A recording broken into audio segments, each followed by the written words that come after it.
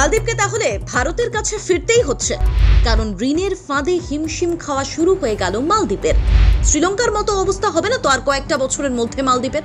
মার্কিন যুক্তরাষ্ট্র এই সুযোগেই এন্ট্রি নিয়ে নিল মালেতে। ইন্ডিয়ান আর্মি তো সরছেই মালদ্বীপ থেকে, সে কথা তো আপনি জানেন, কিন্তু তার বদলে ভারত কি করলো জানা আছে? কেন মালদ্বীপকে ইন্ডিয়া আউট পলিসির জন্য আফসোস করতে হবে? মালদ্বীপ কোনো ডেভেলপমেন্ট প্রজেক্ট শুরু করতে পারছে না এই মুহূর্তে, পরিষ্কার এই কথাটাই জানিয়ে দিয়েছেন মালদ্বীপের প্রেসিডেন্ট মোহাম্মদ মইজু। কেন? সেই কারণটা শুনলেই আপনি বুঝতে পারবেন মালদ্বীপ কত বড় গর্ত এই কটা মাসে নিজেরাই নিজেদের জন্য খুঁড়ে নিয়েছে। আর এর নেপথ্যে কিভাবে মালদ্বীপের এই ইন্ডিয়া আউট পলিসি দায়ী সেটাও আপনাদের বলবো। তবে তার আগে বিশ্লেষকেরা কি বলছেন সেটা শুনে নেওয়াটা দরকার। তারা বলছেন মোহাম্মদ মইজু এবার একটু একটু করে সুর নরম করতে পারে ভারতকে নিয়ে, তার একটা নমুনাও ইতিমধ্যে দেখা গিয়েছে। কিন্তু বিষয়টা এত সহজ নয়। মালদ্বীপকে ওয়ার্নিং দিচ্ছে IMF। মালদ্বীপ ঋণের ফাঁদে মারাত্মকভাবে ফেঁসে গেছে। কিন্তু কার জন্য এমন হাল হলো মালদ্বীপের? ভুলেও কিন্তু মালে ভারতকে ব্লেম করতে পারবে না। আর এই প্রশ্ন উঠতেই মালদ্বীপের উন্নতির প্রতিশ্রুতি দেওয়া চীন একেবারে চুপ। মানে আন্তর্জাতিক বিশ্ব ব্যাংক যখন মালদ্বীপকে ওয়ার্নিং দিল, চীন কিন্তু কোনো কথা বলছে না, কার্যত তারা মুখে কুলুপ এঁটে রয়েছেন। এই অবস্থায় নতুন নির্বাচিত মৈত্রী সরকার কিভাবে গ্রোথ করবে এই দ্বীপরাষ্ট্রর, সেটাই এই মুহূর্তে তাদের কাছে সব থেকে বড় চ্যালেঞ্জ। তাই অনেকেই বলছেন যারা মালদ্বীপের ইন্ডিয়া আউট পলিসি নিয়ে মাতামাতি করছিলেন এতদিন ধরে সোশ্যাল মিডিয়ায়, বা মালদ্বীপ থেকে ভারতের সেনাবাহিনী সরানো নিয়ে বেশ উল্লাসিত ছিলেন, তাদের মালদ্বীপের এই পরিণতিটাও দেখতে হবে শেষ পর্যন্ত। বিদেশি ঋণের বোঝায় জেরবার হতে পারে মালদ্বীপ, সেই আশঙ্কাই প্রবল, যা নিয়ে এবার দ্বীপরাষ্ট্রকে সতর্ক করেছে আন্তর্জাতিক অর্থ ভান্ডার। সমস্যা সমাধানে দ্রুত সেদেশের নীতি বদলের পরামর্শও দেওয়া হয়েছে। মালদ্বীপের আন্তর্জাতিক পরিস্থিতি বিশ্লেষণ করে সম্প্রতি একটা রিপোর্ট পেশ করে IMF। আর সেই রিপোর্টে বলা হয় ঋণ নেওয়ার নিরিখে বড় ঝুঁকির সম্মুখীন হতে পারে মালদ্বীপ।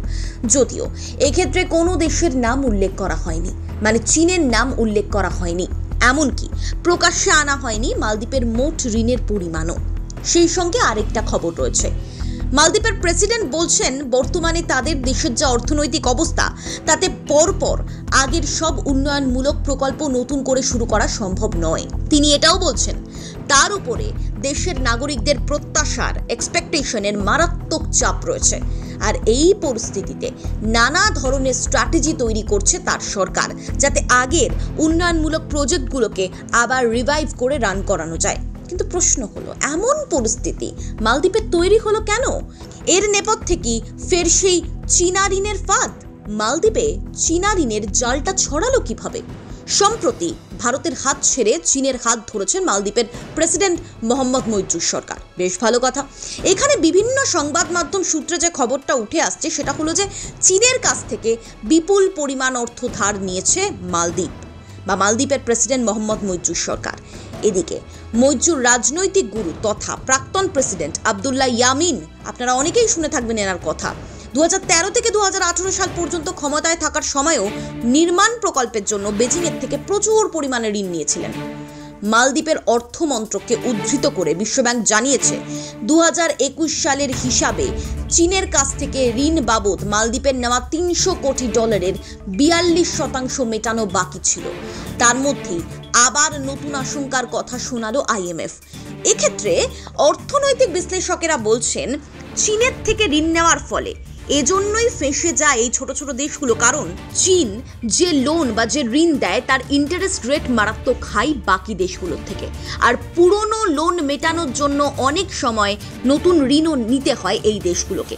এর মানে ঋণ শোধ করার জন্য নতুন করে ঋণ, তাহলে সেই ঋণ আবার কখন মেটাবে? বুঝতে পারছেন তো কি ধরনের ফাঁদ? মালদ্বীপের ক্ষেত্রেও সেরকমই কিছু হয়েছিল কিনা সেই তথ্য তারা প্রকাশ্যে আনছেন না। আর চীনের বিরুদ্ধে গিয়ে যে এখন এমন কোনো তথ্য মৈত্রী সরকার সামনে আনবে না, সেটাও স্বাভাবিক। এদিকে জানা যাচ্ছে ভারত সেনা তো সরাবেই মালদ্বীপ থেকে, কিন্তু তার বদলে সেখানে দক্ষ ভারতীয় প্রযুক্তিবিদরা থাকবেন। মানে সেনার বদলে এবার সেখানে থাকবেন ভারতীয় প্রযুক্তিবিদরা। ভারতের পররাষ্ট্র মন্ত্রণালয় মুখপাত্র রণধীর জয়সওয়াল তিনি জানিয়েছেন, এখন যারা মালদ্বীপে রয়েছেন তাদের জায়গায় যোগ্য ভারতীয় প্রযুক্তিবিদদের পাঠানো হবে। এর মানে কি? এর মানে হলো ভারতের লোক মালদ্বীপে উপস্থিত থাকবেই, আর মৈত্র সরকারও পুরোপুরি তাদেরকে সরানোর চেষ্টা করলো না, এমনকি সুর বদল করে মৈত্র সরকার এটাও বলছে এই ধরনের কূটনৈতিক সিদ্ধান্ত মাথা গরম করে নেওয়া যায় না। তাহলে কি এটাকে মালদ্বীপের মাটিতে ভারতের বড় কৌশলগত জয় বলা যায়? কূটনৈতিক মহল বলছে অবশ্যই বলা যায়। আর এখানেই শেষ নয়, এর মাঝেই মালদ্বীপে এন্ট্রি নিল মার্কিন যুক্তরাষ্ট্র, আমেরিকা। ভারত কি তাহলে সোজা আঙুলে ঘি তুলতে না পেরে আঙুলটা বেঁকিয়ে দিল? এই প্রশ্নটা অনেকেই করছেন। মালদ্বীপে মার্কিন যুক্তরাষ্ট্রের ইন্টারেস্টটা ঠিক কি? চীনকে হটানো নাকি? সম্প্রতি আমেরিকার দক্ষিণ ও মধ্য এশিয়ার দায়িত্বে থাকা সহকারী সচিব ডোনাল্ড লু মালদ্বীপ সফরে গিয়েছিলেন। নতুন শাসকের সঙ্গে কথাবার্তা এবং দ্বিপাক্ষিক আলোচনার জন্যই আমেরিকার প্রতিনিধি হিসেবে তিনি গিয়েছিলেন মালদ্বীপে। এরপরই বিবৃতিতে জানানো হয়, মালদ্বীপের সঙ্গে সহযোগিতা আরও দৃঢ় করতে আমেরিকা আগ্রহী। ইন্দো প্রশান্ত মহাসাগরীয় এলাকায় মালদ্বীপ আমাদের গুরুত্বপূর্ণ বন্ধু। কি ধরনের সহযোগিতা মালদ্বীপকে করবে আমেরিকা? চীনের প্রভাব ভারত মহাসাগরে থাকা মালদ্বীপের উপর বাড়বে, আর সেখানে হাত গুটিয়ে বসে থাকবে মার্কিন যুক্তরাষ্ট্র। এমনটা কি হওয়াটা সত্যিই সম্ভব? অনেকেই মনে করছেন ভারত এই সম্পর্কের উপরও যথেষ্ট নজর রাখছে, আর প্রয়োজন পড়লে মালদ্বীপ নিয়ে যুক্তরাষ্ট্রের সঙ্গে আলোচনাতেও যেতে পারে নয়াদিল্লি। মানে যদি ভারত এটা ফিল করে যে মালদ্বীপে মারাত্মকভাবে চীনের বাড়বাড়ন্ত বাড়ছে, আর সেটা ভারত মহাসাগরের নিরাপত্তা এবং ভারত মহাসাগরের উপর প্রভাব বিস্তারের ক্ষেত্রে মারাত্মক ইম্প্যাক্ট ফেলছে, তাহলে কিন্তু ভারতবর্ষ চুপ করে একেবারেই থাকবে না।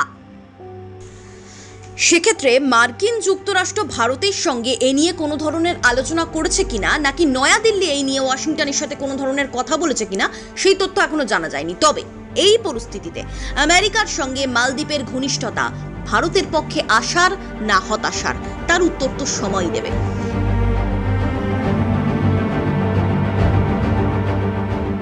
কিন্তু মালদ্বীপ কি আইএমএফ এর সতর্কবাণী শুনবে, কানে তুলবে, নাকি অন্ধভক্তের মতো চোখ বুজে এখনো চীনের ওপরই ভরসা করে যাবে, এখনো এই ইন্ডিয়া আউট পলিসি তারা মেনটেন করে যাবে?